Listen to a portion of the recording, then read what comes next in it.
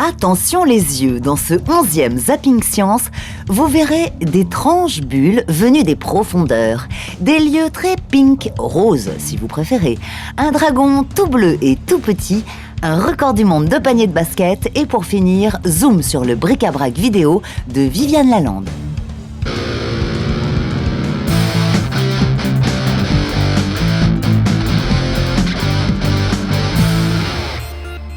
Regardez-moi ces étranges colonnes de bulles blanches. Bizarre, bizarre, me direz-vous. Ne vous y trompez pas, c'est loin d'être du champagne.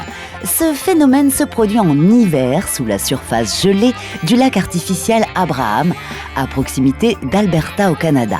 Ces bulles sont remplies de méthane, un gaz hautement inflammable qui remonte des profondeurs du plan d'eau et qui provient de la décomposition des plantes ou des animaux tombés au fond. Lorsqu'il fait chaud, le méthane s'échappe du lac. Mais l'hiver, avec le gel, les bulles se retrouvent piégées sous la glace et c'est plutôt joli à regarder. Mais attention, quelle que soit la saison, éloignez les briquets, hein. Et oui, si vous approchez une flamme de trop près, boum, on vous aura prévenu. Certains endroits de la planète sont entièrement roses. Et oui, voici notre top 3 des lieux les plus incroyablement pink. On commence au Sénégal avec le lac Rose, situé à quelques kilomètres au nord de Dakar, dans la presqu'île du Cap-Vert. Son véritable nom est lac Redba. Sa couleur s'explique par la réaction de bactéries présentes dans l'eau, combinée aux effets de la lumière du soleil. Et on continue avec le lac Hutt en Australie. Sa teneur en sel est telle que les seules algues capables de vivre dans ces conditions produisent du bêta-carotène, un pigment organique qui apporte une coloration rouge-orangée. Une partie du lac est d'ailleurs exploitée pour cultiver le pigment coloré à des fins commerciales. Enfin, direction le nord de la Sardaigne et sa plage rose. Elle se trouve à Budéli, une des îles de l'archipel de la Maddalena en face de la Corse. La couleur de son sable est due à des coquillages et à de nombreux fragments de coraux rouges. Ah, j'irais bien faire bronzette là-bas, moi, dis donc. Mais apparemment, c'est interdit. Dommage.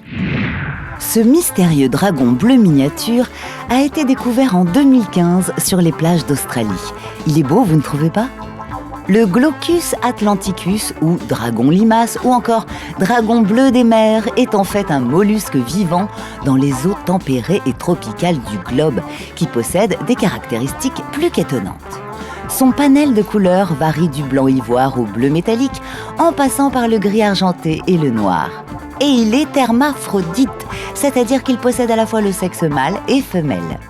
Il mesure seulement 4 cm de long et ce n'est pas un grand sprinter. Côté natation, il nage très lentement, à peine 1 mètre par heure. Faut pas être pressé, hein. Et bien souvent, il se déplace en se laissant porter par le courant. Les filaments de part et d'autre de son corps s'appellent des serrata et il peut en compter jusqu'à 64.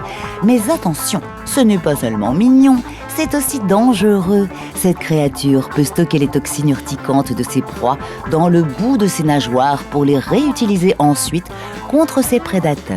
Alors, si vous en croisez un, pas touche, qui s'y frotte s'y pique. Si on vous donne un ballon de basket et un panier, vous tirez à combien ? Vous pensez pouvoir faire mieux que l'équipe du site aoridiculous.org ? Pas sûr, ils ont réussi un record du monde en lançant un ballon du haut d'un barrage de 126 mètres en Australie. Pas mal, hein ? Pendant sa chute, on voit bien que la balle décrit une courbe. C'est parce qu'elle n'a pas été simplement lâchée, mais lancée avec un mouvement de rotation. C'est ce qu'on appelle l'effet Magnus, du nom du physicien allemand qui l'a découvert. On a tous déjà fait face à ce phénomène sans le savoir. Mais oui, vous savez, c'est quand on frappe la balle légèrement sur le côté pour qu'elle se mette à tourner. Et plus la trajectoire est longue, plus l'effet est puissant. C'est cette déviation qui fait marquer. Regardez.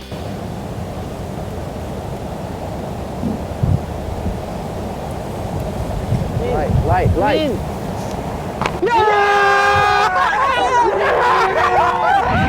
Pour finir, direction Syllabus, la chaîne de Viviane Lalande. Doctorante en génie mécanique, Viviane voulait créer un espace de partage de connaissances et donner un sens à ce qu'elle apprend chaque jour. On peut dire que c'est chose faite. À toutes les questions qu'elle se pose, elle répond par l'expérimentation. Et oui, c'est ça la démarche scientifique finalement. Tenez, par exemple, nos parents nous disent de porter du blanc en été plutôt que du noir pour ne pas avoir trop chaud. Mais est-ce que c'est vrai?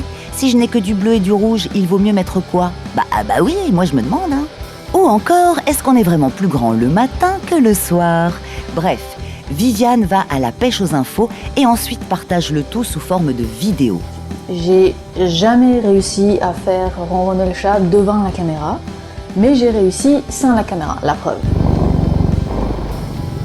Sur ce, je vais aller écouter un peu de ronron parce que les chats, ça, on aime bien. Et vous savez quoi? Il paraît qu'ils nous manipulent avec leur ronronnement. Les fourbes. Allez, on vous laisse expérimenter et on vous donne rendez-vous la semaine prochaine.